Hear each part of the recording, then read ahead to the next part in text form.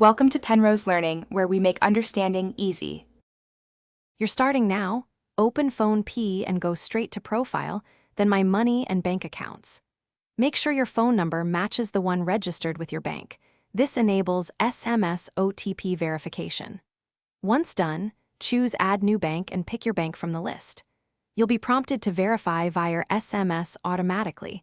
Allow the app to read the message or enter the OTP manually. This step creates the foundation for your UPI ID, so you can proceed to create it securely.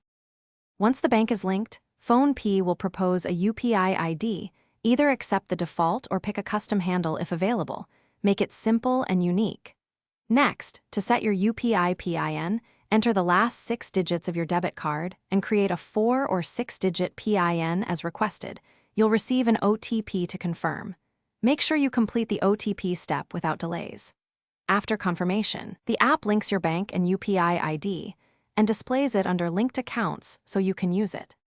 To finish, test the UPI ID with a small transaction. Send Rupee 1 or request money so you confirm receipts and PIN behavior. Once the transfer succeeds, consider marking that linked account as default for faster checkouts. If the UPI ID doesn't work, first recheck that the bank has your mobile number, confirm OTP delivery, and that Phonepe has SMS and network permissions. Clear cache or update the app if necessary.